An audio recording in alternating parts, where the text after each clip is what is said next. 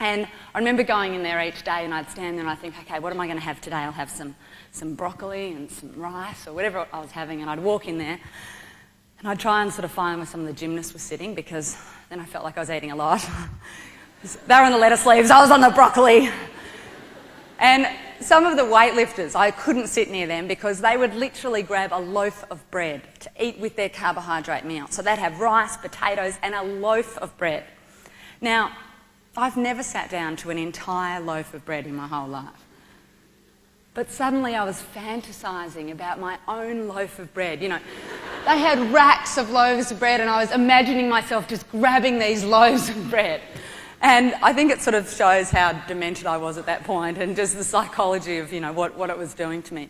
But at one point I was sitting there on my own and this guy walked past and he was eating an apple pie from McDonald's.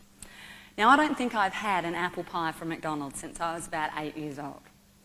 But suddenly it was all I could think about. I looked at this guy and I felt like the way my dog looks at me, you know, big eyes, drooling. I thought I have to have that apple pie. I could almost taste the apples, the cinnamon, that crispy, sugary crust. And I thought, I don't care about this Olympics. I don't care. I've been training for 5 years just for this event, but I was willing to give it all away for that apple pie. So I got up and I was almost at the McDonald's when I realised what I was doing, and I thought, no, this is crazy. So I went back to my room and I had a list of all the food I was going to eat, which is very overly obsessive, but I felt like if I wrote it down I wouldn't forget about it. So I had all the, you know, pizza and milkshakes and apple pie, and I looked at that for the next couple of days and I thought, I'm going to win that gold medal and that apple pie is going to be my reward. So after the games, which when I did win was just one of the most amazing days of my life, and I think probably one of the biggest things that happened to me was a very personal shift. And I think for me on that day I had an unwavering self-belief that I'd never had before, and I didn't really realise the power of how much, you know, when we truly, truly believe in ourselves, just the magnitude of the things that we can do. So afterwards I was just, you know, in this incredible state of amazement of what had happened, and very euphoric and blissed out, and just had this incredible smile on my face. And I went and I was rushed off immediately and I went and did Roy and HG The Dream, which was, they were hilarious. And then I visited some friends of mine in Sydney. Got back to the village and it was about 3 o'clock in the morning. And I came back and I was so exhausted, you know, big day, but just so happy and not really all that tired. And I came back and I went through security and I still had just my tracksuit on, gold medal tucked in my pocket. And as I was walking back to go to my room, I remembered that the dining hall is open 24 hours a day. And I thought, this is it, my date with the apple pie. Now this is destiny. So I walk into this dining hall, like it's just a sea of empty chairs. There's the golden arches ahead of me. I'm shuffling in like this because all the bruises are starting to come out. Now you can imagine, you know, the fights are pretty harrowing and it's for an Olympic gold medal, so, you know, there's sort of a lot of contact. So lots of bruises, my feet were like big, you know, golf balls. I'm shuffling over there. I get there and I see all these golden apple pies lined up. I took a look at them and I thought, that is the most disgusting thing I've ever seen. And they were greasy and revolting. I thought, there's no way I'm eating those. So I went and got some broccoli, some rice, and sat there on my own and just ate that. But there was many things along the way for me that I felt challenged me. And, you know, it wasn't so much just the food, but just the whole sort of psyche around dieting and not being able to have it. But there were many challenges, you know, injuries along the way. And certainly the dieting was one of them. And I believe that we all have challenges in our life. We all have things that go wrong, or, you know, the things that we have to deal with. And no matter how much we set our plans and our goals, and which are all incredibly important, there's always going to be things that knock us off centre. And I believe that it's the way that we deal with those challenges in our life that make us who we are. And I think if you spoke to anyone who's been successful or anyone who's had any sort of achievement in their life, no one's going to say, oh, it was just the most easy road. You know, they all have stories of challenge and adversity and what they've been through to get there. And I really believe that it is the way that we deal with those that make us who we are and give us the ability to achieve our dreams and our goals. And as I mentioned, some of the things were injuries along the way for me. Now, I'm not going to bore you with all of my injury stories. I've just got one for you, because this was quite close to the games. And what happened is I was practising for a demonstration with one of the other guys on the team, Warren Hanson. And he's the middleweight, so he's pretty, tall, 6 foot something, and he weighs about 90 kilos. Now, we do this self-defence routine, and he makes a good baddie because he's so big, and he's the villain. He attacks me, and I get the fun part of throwing him around the place. So we were in Melbourne, and we're going up to Sydney to do this demonstration. And after class, we'd just been practising, run through it a little bit here and there. And when we practiced, we'd always did it at a really slow pace, really light and really relaxed. Duck, weave, I'll do this, you do that, pretty relaxed. But the night before we went up to Sydney to do this demo, Warren came up to me after class and he goes, "Okay, let's go, let's do the demo." And I went, "Okay, let's go." And he came at me with the first punch, which was a hook, and I didn't duck. I think I said the word, "Oh, then I'll duck," and he just went crack, smashed my nose across the other side of my face. And I put my hands up like this and I could just feel it was a clean break, which is good, but very much on this side of my face suddenly.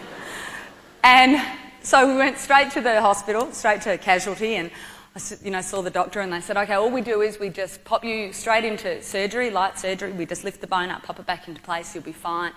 Be healed in 6 weeks." And I said, "Well, I don't have 6 weeks." It was exactly 6 weeks to the games. And besides, I had to do this demonstration the next day. So I said, "What's the other option?" And they said, "Well, the only other thing that we can do is wait until after the games," which means I had to fight, like this, which doesn't look great going into a gold medal match. I'm going to win the gold medal and you've got your nose smashed all over your face. But, so we wait until after the games, then we re-break the bone, then we lift it up, pop it back into place. You'll get a lump, but we should be able to straighten that out later. It was the should be part of it that really got me. So I thought, okay, I have to have this surgery, but firstly I had to go and do this demo. I said I was going to do it.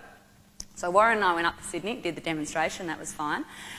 And it was just interesting some of the reactions that I got, because when I've had my leg in plaster or, splint on my hand, everyone's so accommodating. I walk into a shop or I'm walking down the street and people say, "Oh, can I help you out?" or "Open the door." When I had the big black eyes, which had come out then, my nose like this, people would sort of look away from me. And at one point we were walking along King's Cross and there was a guy sitting on the ground. And he looked up at Warren and he goes, "You bastard." I can't believe people actually, say what they're thinking sometimes. Anyway, so I came back to Melbourne, had surgery, lift the bone up, pop it back in place, everything's fine, go back to training. We had the Korean national team training with us, and that was fantastic because they're one of the best in the world. So that was awesome. The only problem was the girl who was in my weight division, my training partner, kept trying to kick me in the face. And she just kept trying to do it. Now, I had plaster and the whole tape and everything, it looked a bit like Hannibal Lecter, and the tape had always, I'd sweat and the tape would move, and it was all a bit of a nightmare. So she just kept doing it, and my coach was telling her, no face kicks. And I didn't blame her necessarily, because that's something that we train for. But I just couldn't get it hit again, not so close to the games. The end of that weekend, we had a big tournament, and it was Australia versus Korea, great way to test our skills. And I decided not to compete. And it was really challenging to sit there and watch all of my teammates, everyone else, the whole Australian Olympic Taekwondo team compete, and for my own inner dialogue to sit there and say, yeah, I'm going to win that gold medal, but here I am sitting on the bench. But I knew I was doing the right thing. The Koreans went back that day, that evening. On Monday I went back to training and I thought, this is it. 5 weeks before the games, I just have to do everything. I'm in my own home country, perfect preparation, don't have to travel anymore. We're going up to Sydney, it's going to be awesome. Had the nose thing done, everything's fine. Started training. Within 10 minutes, someone had kicked my nose. Pop! Straight back out again. And this time I just burst into tears. No, God, oh, and I'm crying. And my coach said, he's not one for too much emotion, and he just said, I think it's just bruised. Now, I'd heard it crack, but I wanted to believe him as well. So I said, okay. So I just started training again, and my roommate, Lisa, who's also a nurse, she just looked at me and said, Lauren, that's broken. You've got to get out of here. So I went straight to the surgeon, and he was there, and he said, all we do is we just do the same thing. We pop you back in. I can do you in the morning, lift the bone up, pop it back into place, 6 weeks to heal. And again, I said, well, I don't have 6 weeks. It's 5 weeks before the games. And I can't go through another general anaesthetic because just having a general, that anaesthetic in your body takes a little while to get that sluggishness out of your body. So he said, if you think you can handle the pain, I can do it for you right now. Because all I do when you're under is I grab these. And he picked up what I can only describe as a pair of chopsticks. And I put these into your nose, and I lift the bone up and I pop it back into place. And I said, yeah, I'm strong. I'm going to be an Olympic gold medalist. I'm a martial artist, all that sort of stuff. Yeah, bring it on. So I'm lying on his table in his office. He gets up on top of the table with his chopsticks and he puts them into my nose. And as they go in like this and they hit the back of my nose, that was it. I just went, no way, can't do it. Kick me in the body, kick me in the head, no problem. Stick the chopsticks up my nose, no way. That was it. So we went into surgery, went through the whole thing again, lift the bone up, pop it back into place. Went back to training, whole plaster and tape and the whole thing again. But something had changed. All of a sudden, all I could think about was my nose. I was obsessed with my nose. Someone would kick me, this far away, body height, and I'd think they were going to hit my nose. I would close the door and think I was going to hit myself in the nose. It was like it was out here. I couldn't think about anything else. I was totally obsessed. And it wasn't until I had a session with my sports psychologist that I realised what I was doing. And I realised I was focusing on something so small and so insignificant as to whether I could go out and win an Olympic gold medal. This tiny, tiny, tiny little bone in my body was only going to have a bearing on the end result if I let it. And I thought if I broke my leg or did my knee again, that would be something to worry about. I think about Daniel Trenton, who is the silver medalist, heavyweight. 2 weeks before the games, he rolled his ankle one way, rolled it the other way, tore all the ligaments off the bone and strapped it so tight it was like plaster. Went out and won a silver medal in the men's heavyweight division. Now that is an injury to be worried about, but because it was on my face and it was a little bit personal, I was just totally obsessed with it. And I think so often we can get caught up in the small details, and I believe that every situation in our life is neutral. But it's up to us to appoint the meaning, and we can take things in a positive way or we can focus on the negative.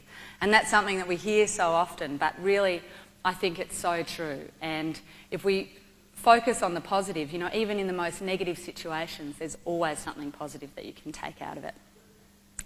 So there's just a few of my stories, and just lastly I wanted to finish on a few things that I've been doing. And since the Games I retired straight away, and I've been involved in a few different programs, and one of those programs is the Destroy Minefield Rebuild Lives program, which is with World Vision. And basically we're just raising money to clear landmines in Cambodia, and I felt just so honoured to be involved in a project like that. And has anyone here ever done the 40-hour famine? Yeah, quite a few of you. Awesome. One of the things I realised when we did this program is we raised over $800,000, and that was just purely for the clearance of landmines. And I didn't realise, but most of that money, a large majority of that money, was raised by the 40-hour famine. So I just wanted to say thank you to everyone who's involved in that project, and it made me understand and really realise that we can do so much. We can do so much for our local communities, and we can do so much for our global communities. And particularly at a point, where we are in the world at the moment, where there's so much going on, and sometimes you can feel so helpless. What can I really do? But if you just start with the small things and something as easy as doing, the 40-hour famine, that you really can make a difference.